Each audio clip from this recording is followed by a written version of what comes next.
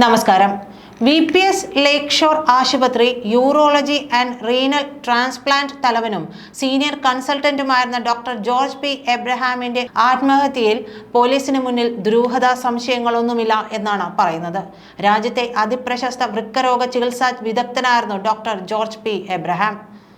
ഏതായാലും ആത്മഹത്യ ചെയ്തതാണെന്ന് പോലീസ് സ്ഥിരീകരിച്ചിട്ടുണ്ട്. ആത്മഹത്യ ചെയ്തുവെന്ന് തെളിയിക്കുന്ന CCTV അടക്കം പോലീസിന് കിട്ടുകയും ചെയ്തു. ഇതിന് അപ്പുറത്തേക്ക് അന്വേഷണം കടക്കാനുള്ള സാധ്യതയുമില്ല. വൃക്ക കച്ചവടവുമായി ബന്ധപ്പെട്ട പല കേസുകളും സജീവവുമാണ്. ഇതിൽ പലതും CBI പോലും അന്വേഷിക്കുകയും ചെയ്യുന്ന കാലം. ഇതുമായി ജോർജ് പി എബ്രഹാമിന്റെ ആത്മഹത്യക്ക് ബന്ധമില്ലെന്ന് പോലീസ് പറയുന്നു. ജോലിക്കിടയിലെ സമ്മർദ്ദം ഒഴിവാക്കാനാണ് അദ്ദേഹം നെടുമ്പാശ്ശേരിക്കടുത്ത ഫാം ഹൗസിലേക്ക് ഇടയ്ക്ക് പോയിക്കൊണ്ടിരുന്നത്. ഇവിടെയാണ് ആത്മഹത്യ ചെയ്തതും. തനിക്ക് ഇനിയും പഴയതുപോലെ ഈ രംഗത്ത് മികവ് തെളിയിക്കാനാവില്ലെന്ന തോന്നലാണ് ആത്മഹത്യയിലേക്ക് നയിച്ചതെന്ന് പോലീസ് പറയുന്നു. കൈക്ക് വിറയലുണ്ടെന്നും അതുകൊണ്ട് തന്നെ കത്തിപിടിക്കാൻ പോലും കഴിയുന്നില്ലെന്നുമെല്ലാം പറയുന്നുണ്ട്. ഇനി സർജറി ചെയ്യാൻ കഴിയില്ലെന്ന മാനസികാവസ്ഥയിലെടുത്ത ആത്മഹത്യാ തീരുമാനമായിട്ടാണ് ഇതിനെ വ്യാഖ്യാനിക്കുന്നത്. ജോർജ് പി എബ്രഹാം 2500ഓളം ശസ്ത്രക്രിയകൾക്കാണ് നേതൃത്വം നൽകിയിട്ടുള്ളത്. കഴിഞ്ഞ ദിവസം വൈകിട്ട് സഹോദരനൊപ്പമാണ് ഫാം ഹൗസിലെത്തിയത്. പിന്നീട് സഹോദരൻ മടങ്ങി. രാത്രി വൈകി മരിച്ച നിലയിൽ ഡോക്ടറെ കണ്ടെത്തുകയായിരുന്നു. സംസ്ഥാനത്ത് ഏറ്റവും അധികം വൃക്ക മാറ്റിവെക്കൽ ശസ്ത്രക്രിയ നടത്തിയിട്ടുള്ള ആളാണ് ഡോക്ടർ ജോർജ് പി എബ്രഹാം. ആരോഗ്യ പ്രശ്നങ്ങൾ അലട്ടുന്നു. ജോലിയിൽ ശ്രദ്ധ കേന്ദ്രീകരിക്കാൻ കഴിയുന്നില്ല. പോക്കറ്റിൽ നിന്നും പോലീസ് കണ്ടെത്തിയ ആത്മഹത്യാക്കുറിപ്പിൽ പറയുന്നതൊക്കെ ഇങ്ങനെയാണ്. 6 മാസം മുമ്പ് നട്ടെല്ലിന് ശസ്ത്രക്രിയ നടത്തിയിരുന്നു. ഇതിനുശേഷം കൈക്ക് വിറയൽ അനുഭവപ്പെട്ടു തുടങ്ങി.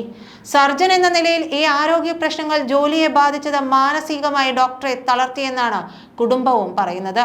സങ്കീർണമായ മൂത്രാശയ സംബന്ധമായ രോഗങ്ങൾ പോലും ശസ്ത്രക്രിയയിലൂടെ മാറ്റിയെടുക്കുന്നതിൽ മിടുക്കനായിരുന്നു. പ്രൊഫഷണൽ രംഗത്തെ മികവ് മാത്രമല്ല, രോഗികളോടുള്ള സൗമ്യമായ പെരുമാറ്റവും സ്നേഹാർദ്രമായ ഇടപെടലും ജനകീയനാക്കിയ ഡോക്ടറാണ് അദ്ദേഹം. ജീവനുള്ള ദാതാവിൽ നിന്ന് ലാപ്രോസ്കോപ്പിക് ശസ്ത്രക്രിയയിലൂടെ വൃക്ക മാറ്റിവെച്ച ലോകത്തെ 3ാമത്തെ ഡോക്ടർ കൂടിയാണ് അദ്ദേഹം. സംസ്ഥാനത്തെ ആദ്യ കഡാവർ ട്രാൻസ്പ്ലാന്റും വൃക്കയിലെ കല്ലുകൾ നീക്കാനുള്ള മിനിമലി ഇൻവേസീവ് ശസ്ത്രക്രിയയായ PCNL-ഉം ലാബ് ഡോണർ നെഫ്രക്ടമി 3D ലാപ്രോസ്കോപ്പിയും ചെയ്തത് ഡോക്ടർ ജോർജ് ആയിരുന്നു. കേരളത്തിലെ എൻഡോ യൂറോളജിക്കൽ പ്രക്രിയകളിലെ പ്രധാനിയായിരുന്നു. 10,000-നടുത്ത് ലാപ്രോസ്കോപ്പിക് യൂറോളജിക്കൽ ശസ്ത്രക്രിയയ്ക്കും അദ്ദേഹം നേതൃത്വം നൽകി. ചികിത്സാ രംഗത്തെ മികവിന് നിരവധി പുരസ്കാരങ്ങളും അംഗീകാരങ്ങളും തേടിയെത്തി.